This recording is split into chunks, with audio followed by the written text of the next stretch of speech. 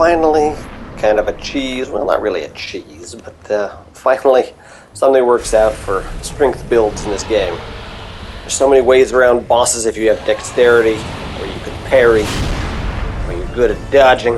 This is the only difficult boss that actually gets so much easier if you're a strength build.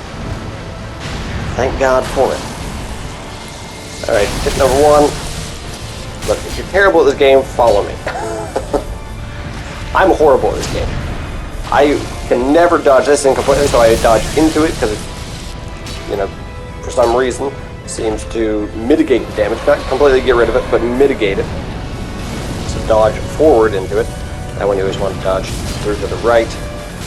You're still going to take some damage on this part of the fight if you're me. I could not get through this well. I could not get through it perfectly. As you can see here, every single time. But you're just trying to, you know, get through it as quickly as possible and get through it, period. I died enough on it. So that you hopefully have enough Estus to deal with the chip damage that's going to inevitably happen in the second stage.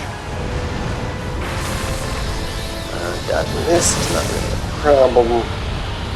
Here, if you do have a large shield like this, if you use the shield bash, then your timing doesn't have to be that good for dodging or blocking or whatever. You can just use that as the Drake dives for you, or Swerve, whatever the hell it is, and you don't have to worry about timing that much. You just do that and you won't take any damage when he dives.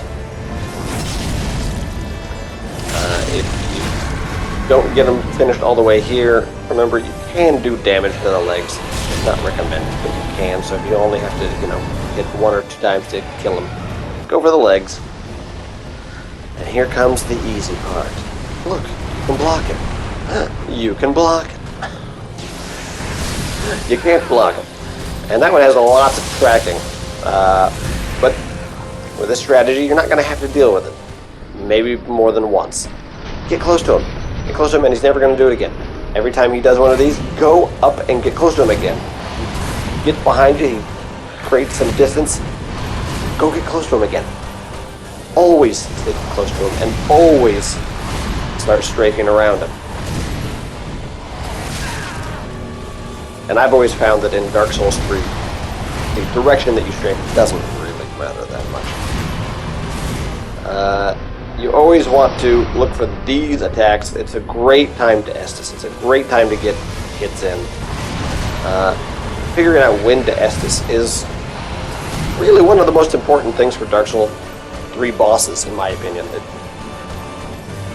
More than rolls and parrying and damage, they really try to punish you. Not as much as Sekiro does, but they really try to punish you for healing. So even if you're getting low on health, I think that's one of the ways that so many people die, and one of the reasons why so many people think that, you know, a boss is hard or unfair. They're just not being patient enough with their heals in particular. Yes, everyone says, don't get greedy, but don't be impatient with heals. That's what kills them most of the time. Getting a little impatient with hits, you're going to take some damage, but you're going to die when you mess up that heal. Just keep going around, block as much as you can. If you can't get this shield, just get anything you can with as much lightning resist as possible, and of course 100% damage absorption. You can stagger him. Go ahead and get around and get a critical in. Make sure you do it at his front, otherwise it will not work.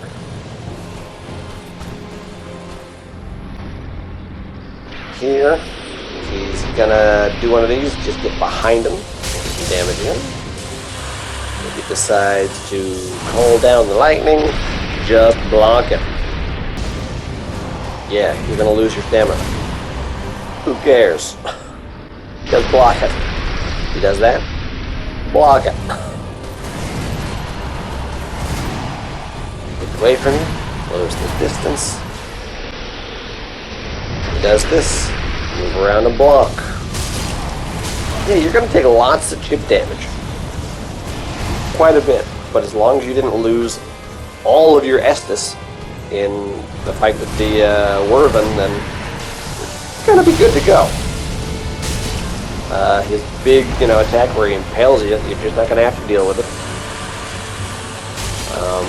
So many other things like this, you're never going to have to worry about.